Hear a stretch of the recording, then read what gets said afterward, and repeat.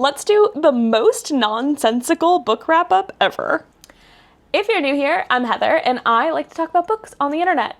I am also really bad at wrap-up videos. I like to talk a lot, and I just do not have the brain space to be able to make a wrap-up video that's less than an hour long when I do the traditional, like, what I read last month videos. So I decided to stop doing them altogether, and I was just gonna pick some of my favorites, and we'll just talk about those. So this is kind of the top 10 of books I've read since, like, October. First up, I want to talk about Parable of the Sower and Parable of the Talents by Octavia Butler. If you've ever seen my face on the internet before, especially in the last 4 or 5 weeks, you already know that I won't shut up about these books. There are multiple videos on my channel already about them.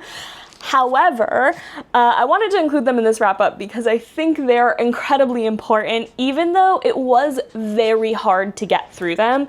If you don't know, these books are set in 2025 and are about kind of a almost apocalyptic-ish United States. They still have elections, there still is technically a functional government, but the conservative Christians have taken it over. So it is very, very, very apt to our current times. I think that one thing I will say after reading these books is that I think we need to lose the phrase unprecedented times from our vocabulary.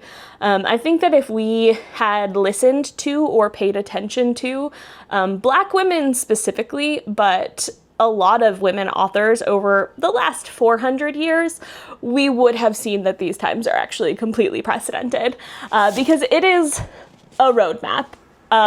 It feels like a roadmap of what could happen and what is kind of happening. And Octavia Butler, there's interviews with her at the end of both of these books.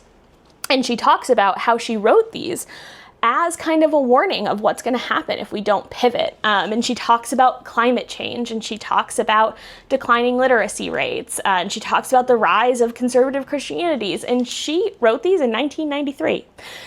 She died in 2002, 2003, early 2000s. So like she wrote these with no context of what's going on in the current future. And it's insane how accurate and scary they feel. All that said, they are phenomenal. And I do think that they should just like be on required reading lists at this point. Next up is books 3 through 6. Technically, this is one book because this is a version that I purchased at a library sale a billion years ago, but that is The Lord of the Rings. I've been doing a reread with 2 of my friends over on Instagram, and we've spent the last like 3-4 months rereading From The Hobbit to The Return of the King, and we just finished Return of the King in January.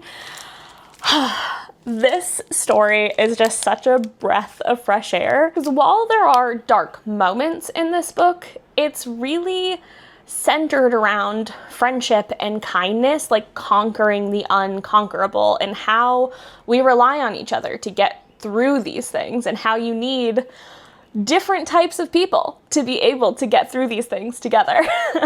There's just so many lessons. It's just such a good read. It's such a relaxing read because there's so much description, and like just you can really let your mind sort of wander into Middle Earth when you read these books. And this was a really, like, reading Return of the King was a really refreshing, like, palate cleanser, I would say, after Parable of the Sower and Parable of the Talents, because Tolkien wrote these during World War II, and to know that he was able to write such hopeful work during such a time of despair, really, I don't know, it gives me some sort of hope of getting through this phase of history together.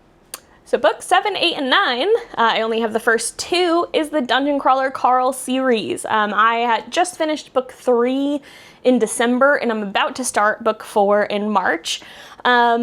These books are worth all of the hype that they're getting online. I think that this is the first time I have picked up a trending series on TikTok and thought that they deserved every single second of hype and conversation that they've been getting. They are really just that good. So these are just absolutely hysterical. There are stakes, there's still good theme, the writing is great.